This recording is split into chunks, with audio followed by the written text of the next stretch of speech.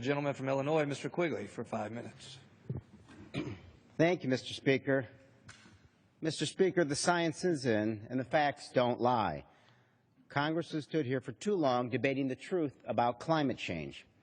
What is there to debate? More than 12,000 peer-reviewed scientific studies are in agreement. Climate change is real and humans are significantly to blame. For those of you keeping track at home, there are 0 peer-reviewed scientific studies that state the opposite. As we continue to harm the environment, we are ultimately hurting ourselves and human health. In the movie Birdman, it was written, "A thing is a thing, not what is said of that thing." I feel the need to remind my colleagues that climate change is a real thing, regardless of what is said of that climate change thing. Just because you don't want to believe it doesn't make climate change less real. It is rapidly becoming a threatening crisis in public health. As the planet warms, sea levels rise and lead to increased floods. Droughts are more frequent and intense. Heat waves and hurricanes are more severe. Climate change makes existing diseases and conditions worse, but it also helps introduce new pests and pathogens into communities. Respiratory allergies and diseases are becoming more prevalent because of increased pollen, molds, air pollution, and dust. Higher concentrations of these particles in the air cause severe breathing problems and lead to heart disease, asthma attacks, inflammation, and lung cancer. Every year, 220,000 people learn they have lung cancer, and 160,000 people die from lung cancer. That is twice the population size of my own neighborhood, Lakeview. Children who are especially vulnerable to these pollutants are harmed by the air they breathe. Their lungs shouldn't be at risk when they go outside to play or walk to school, but asthma is the 3rd leading cause of hospitalization among children under the age of 15. Nearly half of this nation, our nation, lives in areas with dangerous levels of pollution, 44%. My own district is included. Chicago earned itself an F in air quality study from the American Lung Association.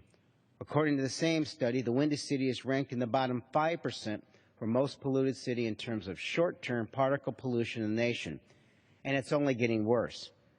Not only is our air quality dangerous, but our most essential resource, which we all depend on, our water, is at risk due to climate change. Water is vital to survival, but as temperatures rise, people and animals need more water to maintain their health and thrive. Increases in water temperature, precipitation frequency and severity, and changes in coastal ecosystem health could increase the incidence of water contamination. Currently, more than 840,000 people die each year from water-related diseases. That is more than the entire city of San Francisco. Climate change is expected to produce more frequent and severe extreme precipitation events worldwide. Over the past 50 years, the amount of rain falling during the most intense 1% of our storms increased by 20%.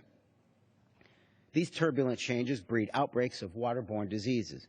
In fact, in the United States from 1948 to 1994, heavy rainfall correlated with more than half of the outbreaks of waterborne disease. Water sustains our economy by producing energy at power plants, raising livestock, and growing food crops. But many water supply sources are already over-allocated and people are suffering from degraded water quality. Given our current trajectory within the western U.S. and severe drought, the competition for water resources will only increase, leading to great impacts on human health. Albert Einstein once said, "We can't solve today's problems by using the same kind of thinking we used when we created them. We need to adjust how we think about climate change.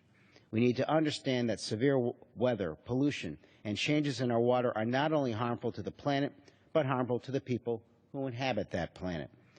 Climate change is a direct threat to humanity, and it's time we re-examine how we think about it, talk about it, and respond to this growing problem. The health of humans worldwide is at stake."